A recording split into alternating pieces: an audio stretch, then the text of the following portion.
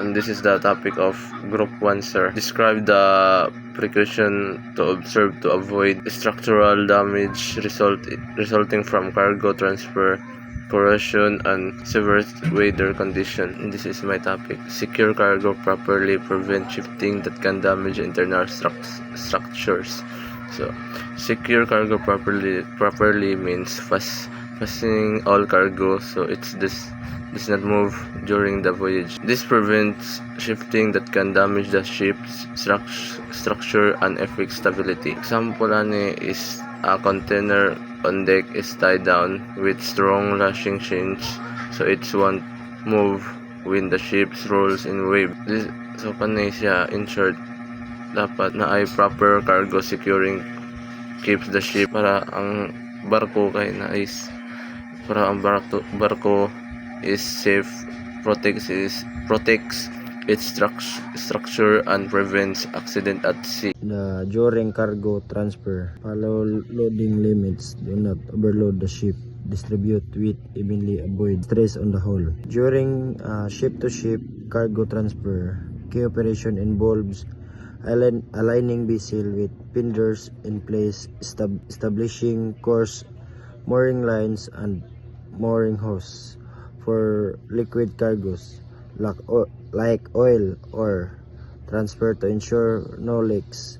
Safety protocol include continuous stability checks, ballast management, and standby engines. Next, monitor stress stability. Just loading to check bending moment and shear force.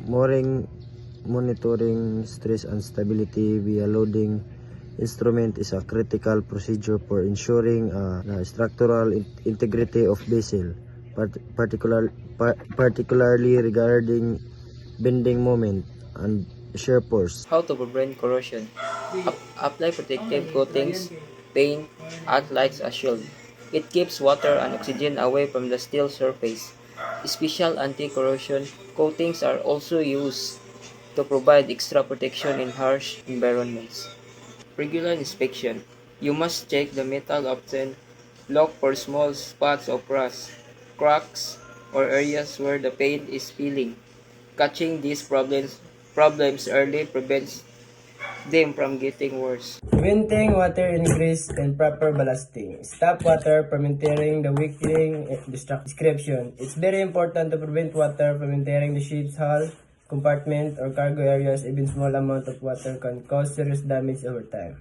Purpose: to protect the ship's structure from rust and decay, to prevent the ship from becoming unstable or sinking, to ensure that the material and equipment inside remain safe and dry.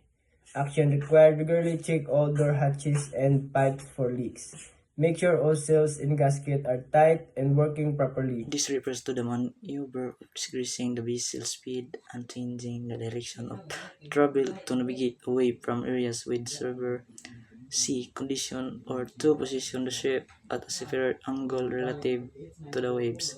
For the purpose to minimize punting in out movement of plating and funding slamming of the bow into waves, which can cause structural stress and damage to the hull. Action required.